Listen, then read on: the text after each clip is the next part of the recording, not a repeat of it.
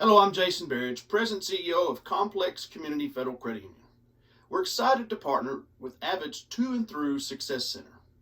The Success Center's goal is to advise and support ECISD graduates as they navigate life after high school. In this video series, we'll be covering topics like banks versus credit unions, types of accounts, how to open them, wants versus needs, budgets, saving, planning, investing, financial aid, goal setting, credit, and credit cards. The series is made possible by a partnership with ECISD and the Avid program. Special thanks to Dr. Miri, Amy Anderson, Virginia Hunt, and Liz Gray. Why do we invest in financial capability? Because 78% of people live paycheck to paycheck. 3 out of 4, 3/4 of people live paycheck to paycheck. That means that the money is tight for daily needs like food, shelter, utilities, and little room to save or invest. Living paycheck to paycheck is limiting, and it causes added stress. Our team is committed to educating the next generation of adults to be financially capable and to help people to find financial freedom. The greatest thing you can do for yourself is invest in your education and seek further understanding of what financial capability means for you. At the end of each presentation, we'll have a question and answer session where we answer questions that we receive, but if we do not answer your question, we'll include our contact information. And please feel free to reach out to us or anyone on our team with any questions that you have. We look forward to this exciting video series.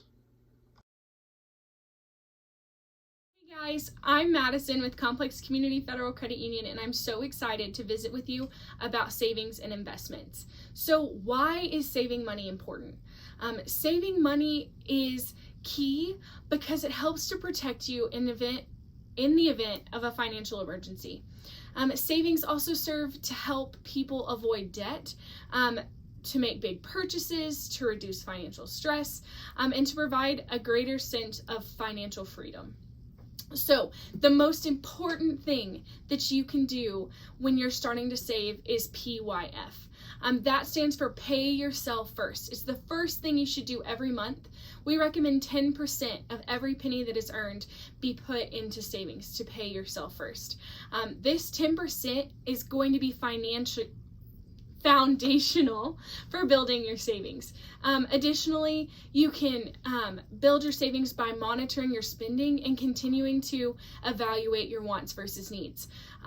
For example, we all like a good Starbucks latte, but a daily Starbucks latte at $6 a cup comes out to $42 a week, which is a little over $2,000 a year. So cutting back even a little can make a huge impact on your budget. So there are a couple different types of savings. The first is what is called periodic savings. This money is saved to be used for periodic expenses, those expenses that don't occur every month. So doctor's appointments, a flat tire, repairs that come up, those periodic expenses. So that's the bottom tier of savings. Then the next tier is your safety net savings. This is money that is set aside for unforeseen loss of income. We all understand that bad things occasionally happen to good people. Nobody expects to ever be out of work, to be injured or to lose their job. But if you start small and you start with that 10% and you're building that safety net savings, saving 10% of your biweekly check can eventually become an entire paycheck in as short as 5 months. It's important to have that safety net money in case something does happen. And then that top tier is your long-term saving, or what is also called investment. So this is money that's put away for big purchases or for retirement.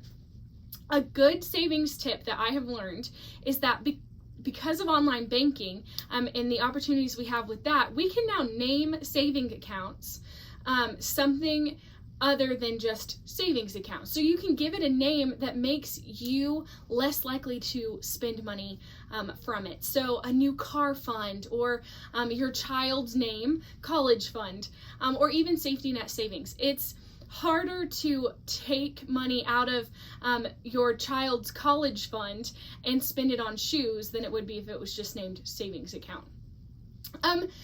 So let's talk, I mentioned it briefly, but let's talk a little bit about the difference between savings and investments. So a savings account is a really safe place to store money for short-term goals. Those goals that you want to achieve within the next 3 or so years.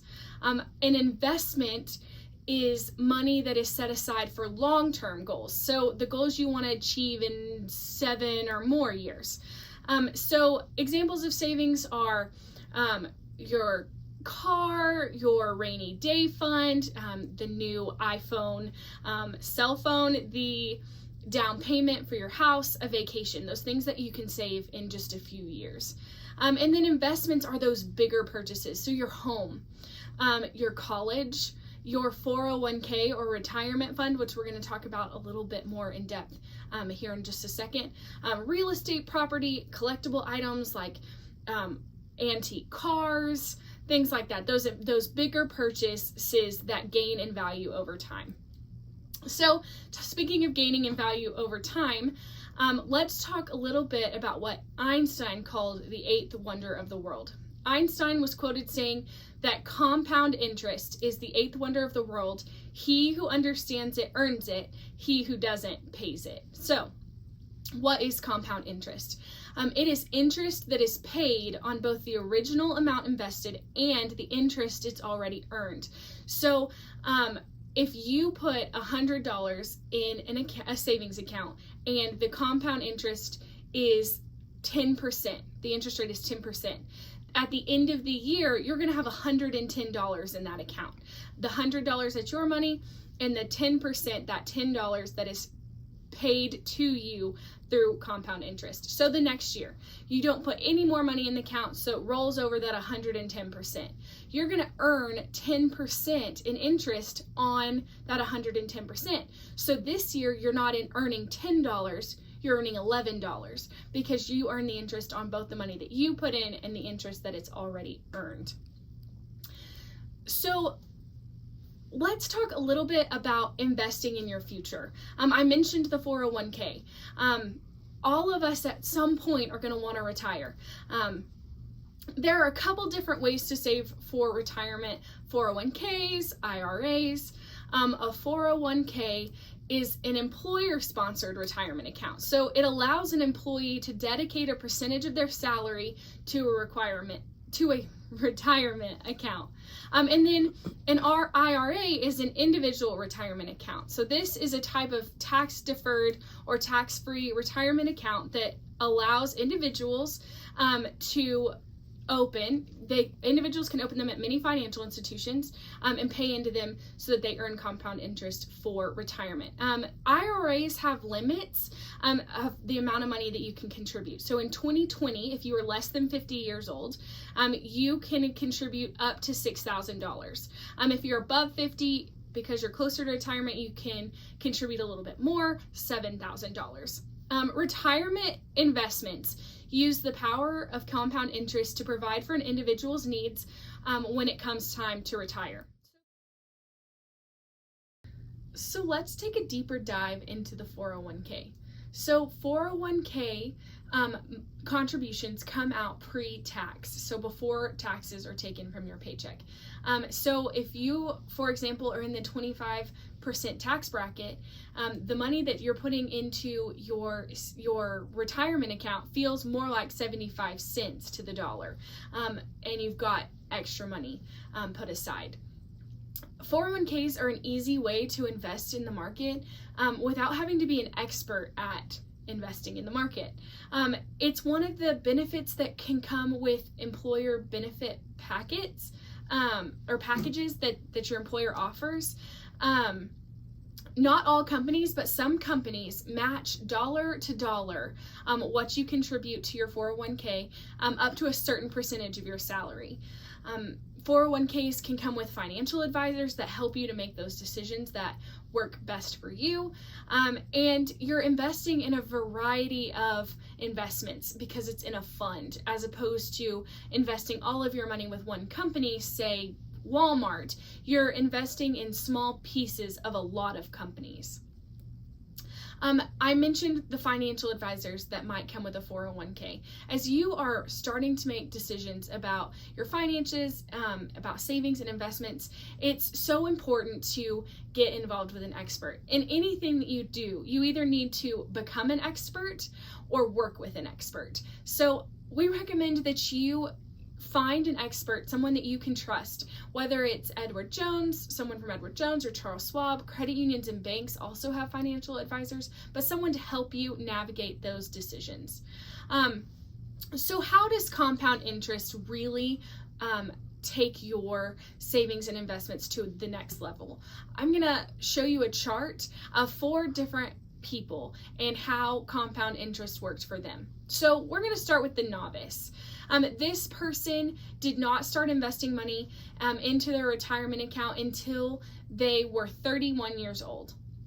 But every year from that time to the time that they retired at 65, they put in $2,000. So their total investment of their money was $70,000. But compound interest, remember, grows on the amount of money that you put in and the interest it's already earned. So every year it grows. The amount of money that is in that investment account after that time, when they're 65, after it's had time to grow, is $276,479. That's a pretty big growth. But let's look at the next category, that advanced person. This person started really young, which is great. They started at 18 and they stopped saving about 10 years later. And then they didn't save anything else in that account, but they didn't take the money out. So it just sat in that account until they retired at 65. The joy of compound interest was because they didn't pull that money, it still grew on the interest it was earning, even though they were not contributing more to it. So their total investment was $20,000. Their investment, what was in that investment account after it had time to grow with compound interest, was $361,425. So time equals money. They did not invest their own money as much as the person before them, that novice, did, but they had more money in the account because it had more time to grow. But let's look at the expert. So this person invested early and continued to invest until they retired at 65. So their total investment was $96,000 of their money. But with compounded interest growing each year, that investment account balance was $706,554. That is a huge jump from the advanced person to the expert. So invest early and win because time equals money. But let me show you the Einstein. We talked about employee benefits in our last presentation. I want to show you what a difference it makes on that employer match contribution to your 401k. So we're going to take the expert that invested the $96,000 every single year from the time that they were 18 until they were 65. But we're going to throw in a match. So their employer is going to match the exact same amount for that entire time. So they invest $96,000, their employee invests $96,000. Y'all, their balance at the end of that time is over $1 million. It's $1,413,066. That Einstein person, when they retire, is a millionaire. That is a huge difference. It is so key and important when you're considering your employer. So all of this is great information, but how do I get started? What do I need to do? Let's talk about the importance of diversification. So we talked about savings and investments and 401ks, but one of the things that's key is diversification, is reducing that investment risk by putting your money in several different types of investments. So basically, what you're doing is you are trying hard not to put all your eggs in one basket, because if one basket breaks, you still want to have something left. So it's important to have a good variety in savings and investments. Those different types of savings, the periodic, the safety net, and then your 401k and other investments. If you take anything away from this video, I hope that you learn that, one, the most important thing that you can do for yourself, and the first thing that you should do as you're starting out, is to start saving that 10%, that paying yourself first for emergencies, so that you have money in savings to use for when things come up, and that you don't have to use credit in those instances. The financial freedom that can be found in having that 10% in savings is huge. The second most important thing is to max out your 401k match. You want to max out that free money that your employer is giving you, but eventually max out how much you can contribute to your 401k. Continue to grow the percentage that you are putting in so that that money can grow even more over time, because time equals money. And then 3, as you are navigating this, work with a trusted financial advisor, someone that's going to give you sound advice. If their advice does not start with number 1 and number 2, that pay yourself first in that 401k, run and go find somebody that will help you navigate this new period of your life. Y'all, life is all about choices. We cannot say it enough. Each one of us will make unique choices. We will have different things happen, but we want to make sure that we always have plenty of options to choose from. Hey guys, we have Lisa Wyman here with us to answer some questions about savings and investments, and to go through some scenarios with us about how she would handle certain situations. So let's first start off with a question about investments for college students. So as a college student, what are some good small investments to start out with? Well, your best investment is to pay yourself first. Number 1, always, always. If you don't have a savings account, then you have no business looking for any other kind of vehicle to invest your money. So absolutely, you need to pay yourself first. 10% of everything, the check from grandma, the help from mom and dad, the part-time job, whatever it may be. If there's any way, you need to be doing that. Let's not get ahead of ourselves. That's number 1. Okay. So some scenarios that have to do with college students. Mm-hmm. What if I am a college student that is working a part-time job, going to school full-time, I'm barely making ends meet? What are some things that I should be doing? I really don't feel like I have room to do a whole lot of saving. Okay. So the first thing I think you need to do is just take a good hard look at your budget. We've got a terrific video that talks a little bit about that and walking you through those steps. But you need to look at every single penny and where is it going. Now, some people truly live paycheck to paycheck because that's all they have. But so many times you can look at someone's spending habits and say, well, you didn't need Starbucks 3 times last week. And I know your friends went, but you didn't need Starbucks, right? That's a want. That is absolutely not a need. And I want you to think about that $15 or $20 that you spent on that Starbucks, and that's savings account money, right? And so I think that there's some opportunities to just really take a cold, hard look. You know, I always talk about when I was in college, my parents had me on a really lean budget, and if the Spanish club was serving pizza, I went to Spanish club. I was involved in every club on campus, especially those that fed you. There are all kinds of opportunities out there to trim your budget. But if you truly cannot save, I mean, not even $1, you're just barely making it, don't worry about saving today. We had one of our questions, I think, when we were talking about budgeting, someone said, man, my budget's so tight. I'm really thinking about laying out of school for a semester and then coming back. My greatest fear is you will not come back, because too many people get out there They can't make a significant amount of money, so their financial picture doesn't dramatically change. And so they say, well, I'll just wait another semester, and then that becomes a year. And sadly, sometimes that becomes a lifetime. So leaving school is your last option. First option, really take a cold, hard look at your budget. You know, there are people on campus that their job is to help you to stay in school. And then there are financial professionals like us that are there to help you take a hard look at your budget and see if there's any wiggle room at all. If not, hunker down, stay the course, live lean and mean. And when you graduate, then we'll take a second look at how you might start investing. Absolutely.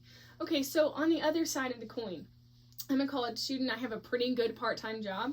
I do a really good job of living lean and mean, so I have a little bit of wiggle room. Where should I start? Pay yourself first. That's what you should always do. It should always be pay yourself first, right? Because here's the thing. If I don't have any money in my savings account and I go straight to investing, then what happens when I have the flat tire? I mean, I can get my money out of most investments pretty easily, but it's not designed for that. Investments are, again, that long term. Get some money in your savings account, so if you have the flat tire, you have to take a few days off work because you're sick, whatever the case is, you've got that safety net right there. Then start looking at, you know, what's next.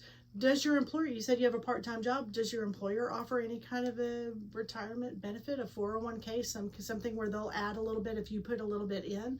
Absolutely, second step. But if they don't have that, talk to a financial advisor. My son got a financial advisor when he was 17 or 18 years old, all on his own, which I thought was great. And I kind of chuckled because I thought, well, he doesn't really have any money, but he did. He had saved a little bit of money. But the most important message that he got from that person that he'd already heard from us, but, you know, in one ear and out the other, sometimes I think for parents and kids, he heard someone else say, start young, put everything you can into savings so that when you retire, you live the life you want to live. You don't have to worry because you started very young. You showed that table with the expert and the Einstein. Man, that's the way to do it. When you get your very first part-time job, you should be working hard to save. So if you have that opportunity, again, get some money in a savings account, just in case money, that safety net money, and then max out anything your part-time employer. I think even Starbucks has some kind of a program. And then the next step would be just go talk to a financial advisor. You can open a small account. Every time you got an extra $20, throw it in there. It's building really good habits for the future, because I know if you're doing that now, when you get out into that first job, you're going to be taking advantage of every opportunity to invest for your future. So start now. So speaking about when you get out into that next stage after college, what are the starting pieces for a graduate that's starting their first job that wants to build that savings and investments? Okay, so sit down and think about what is it that you want. You know, do you want to buy your first house? Are you thinking about, maybe you're married or getting married, you know, thinking about a family? All of those things require savings. Pay yourself first. Again, at least 10% of your income. If you're really wanting to buy a house and save money for a down payment on that house, then pay yourself 15 or 20%. Remember, when you were in college, you had almost nothing. You can continue to live that lean and mean lifestyle till you have that down payment for the house, till you have that safety net, that account that helps to support you if something bad happens, helps to get your car fixed, helps, you know, whatever kind of a medical event might happen. So you still need to start with that very basic pay yourself first. That's the number one step. The second step is max out whatever your employer has. And when I say max it out, I'm saying if they will match 6% of your income like the credit union does, you need to put in 6%. And if you can't, put in everything you can. And every time you get a raise, you take that raise and you put it into that 401k. That will pay dividends that you, well, look at the expert, right? Or the Einstein in your example. You're doubling your money. There's nowhere in the market where you can double your money. I'll have team members come up to me at the credit union and say, well, I'm only going to put in 3% and then I'm going to invest 3%, you know, with my Edward Jones guy. That's great. But if your Edward Jones guy or your Schwab guy really knows what they're doing, they're going to tell you to max out your 401k first, because they can't double your money, but a matching 401k can. So absolutely your first 2 steps. And then get that financial advisor. Take that next step when you've got enough money that you want to do that. Or let's say you just want to get their advice. You know, mom and dad are great. You know, my uncle who's an accountant is great. But having someone that's what they do for a living, day in and day out, is invest money for people. That's a great resource to have on your side. And again, they'll start with you when you're young, because they're gonna bank on the idea that you're gonna stay with them for the long haul. I think that one of the most important things that you have told me is that if you're going to do something, if you either need to become an expert or you need to get working with an expert. And I think that financial advisor piece is so important. Lisa, thank you so much for your highlights and your answers, and we really appreciate your time. Thanks. Have a great day. Bye.